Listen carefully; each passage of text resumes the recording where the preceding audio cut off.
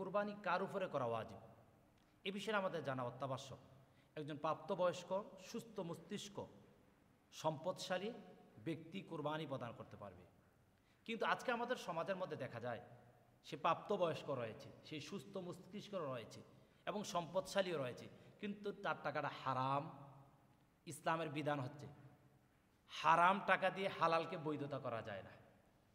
আজকে আমাদের সমাজের মধ্যে অসংখ্য অগণিত পন্থা রয়েছে হারাম উপার্জন করার।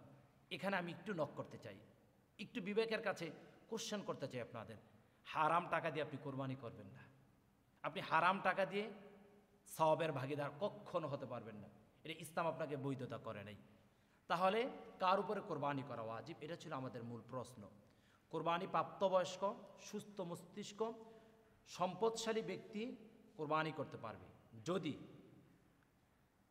জিলহজ মাসের 10, 11, 12 এই 3 দিনের মধ্যে মালে নেসাবের মালিক যদি কোনো ব্যক্তি হয়, হোক সে নারী অথবা হোক সে পুরুষ, তাহলে সে কোরবানি করতে পারবে। তাহলে মালে নেসাব কাকে বলে, এটা আমাদের প্রথমত জানতে হবে।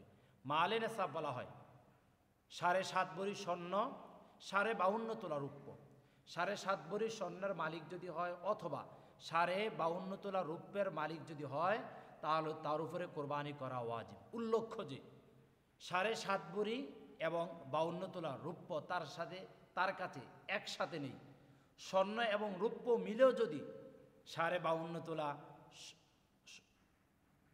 রূপ্যের দাম যদি হয়, তাহলে তার উপরে কোরবানি করা ওয়াজিব।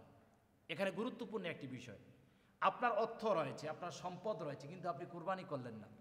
একটি ভয়ঙ্কর হাদিস আমার প্রায় সময় ভিতরে নাড়া দেয়। হাদিসটা শুনলে রাসূল আরবি সাল্লাল্লাহু আলাইহি ওয়াসাল্লাম বলেছেন, কোন ব্যক্তির সামর্থ্য রয়েছেন ওয়ালাম ইউদাহি, কিন্তু সে কোরবানি করল না, ফালা ইয়াকরাবান্না মুসাল্লা, সেজন্য আমাদের মুসল্লায় না আছে, অর্থাৎ সেজন্য আমাদের ঈদগাহে না আছে। সম্মানিত দ্বীনী ভাইয়েরা, তাহলে আমরা যে বিষয়টা জানতে পারলাম, আপনার উপর কোরবানি করা ওয়াজিব, আপনি অবশ্যই কোরবানি দিতে হবে। আপনি যদি কোরবানি প্রদান না করেন, রাসূল আরবি সাল্লাল্লাহু আলাইহি ওয়াসাল্লাম বলছেন, তাহলে তুমি আমাদের ঈদগাহে এসো না, তুমি আমাদের ঈদগাহে এসে সালাত আদায় করো না। কত বড় ধিক্কার আপনাকে দিয়েছেন, কত ভয়ঙ্করময় কথা। রাসূল আরবি সাল্লাল্লাহু আলাইহি ওয়াসাল্লাম বলছেন, যদি তোমার সামর্থ্য থাকে, তুমি সামর্থ্যবান, কিন্তু তুমি কোরবানি প্রদান করছো না, তুমি আমাদের ঈদগাহে এসো না।